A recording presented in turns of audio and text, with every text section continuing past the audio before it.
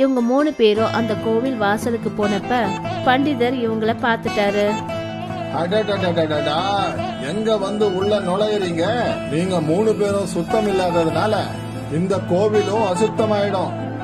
பண்டிதரே, நீங்க ஏன் இப்படி எல்லாம் பேசுறீங்க? பண்டிதர் சரியாதான் சொல்றாருமா. நீங்க 3 பேரும் உள்ள போக கூடாது. ஆனா நாங்க ஏன் உள்ள போக கூடாது?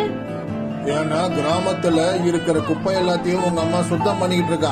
அவ மட்டும் இந்த கோயில்ல காலடி எடுத்து வச்சானா இந்த கோயிலுடைய பவித்திர தன்மையே போயிடும். ஒழுங்கு மரியாதையா நீங்க 3 பேரும் இங்க இருந்து போயிடுங்க. தாரா, புவன், வாங்க குழந்தைங்களா. ஆனா அம்மா, நான் சிவபெருமான பார்க்கணுமா? அவரே உன்னை தேடி வருவாரு. இப்ப புறப்படு. யோகிதா தன்னோட 2 குழந்தைங்களையும் மறுபடியும் அவனோட குடிசைக்கே கூட்டிட்டு போனா. அந்த 2 குழந்தைங்களும் ரொம்ப சோகமா இருந்தாங்க. அம்மா, நம்மளால சிவபெருமான தரிசனம் கூட பண்ண முடியல. கிராமத்து ஜனங்க ரொம்ப மோசமானவங்க. கிராமத்து ஜனங்க மோசமானவங்களா இருக்கலாம், ஆனா நம்ம சிவபெருமான் ரொம்ப நல்லவர். நீங்க 2 பேரும் அவர் மேல நம்பிக்கை வைங்க போதும். அது சரி, நாம கூப்பிட்டா அந்த சிவபெருமான் வருவாரா? நிச்சயமா.